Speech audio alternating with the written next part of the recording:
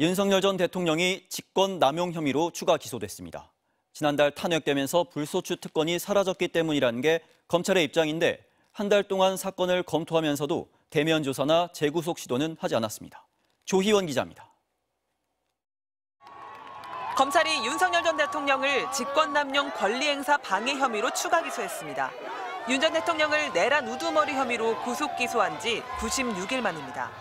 검찰은 12.3 비상계엄 당시 윤 전 대통령이 군과 경찰에 부당한 명령을 내려 권리를 침해했다고 판단했습니다. 비상계엄 해제안 표결을 막기 위해 국회를 봉쇄하고 주요 정치인들을 영장도 없이 체포하라고 하고 선관위 업무를 방해한 건 불법이라고 본 겁니다. 소수의 병력 이동을 지시를 한 것이고 그 병력 이동 지시는 합법적인 것이기 때문에 군인들이 거기에 따른 것이고. 검찰은 지난달 윤 전 대통령이 파면돼 형사상 불소추 특권이 사라져 추가 기소를 한 것이라고 밝혔습니다. 하지만 윤 전 대통령에 대한 직접 조사는 없었던 것으로 확인됐습니다.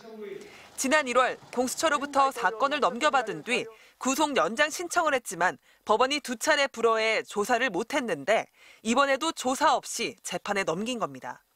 윤 전 대통령에 대한 재구속도 시도하지 않았습니다. 법원의 구속 취소에 심우정 검찰총장이 즉시 항고하지 않아 윤 전 대통령이 그냥 석방된 지 2달 가까이 돼갑니다. 검찰 관계자는 탄핵 심판이나 형사재판, 비상계엄 담화문에 윤 전 대통령 입장이 나와 있어 기소에 무리가 없다고 판단했다고 했습니다. 구속영장을 재청구하지 않은 건 형사소송법상 같은 범죄로 재구속할 수 없는데 내란과 직권남용은 사실상 같은 범죄라는 이유를 댔습니다. 하지만 다른 중요한 증거를 발견했다면 재차 구속이 가능합니다. 검찰이 직권남용 혐의로 비화폰 서버 압수수색 등 추가 수사를 하면서 재구속 사유로 삼을 증거를 발견할 가능성도 제기됐지만 검찰이 하지 않은 겁니다.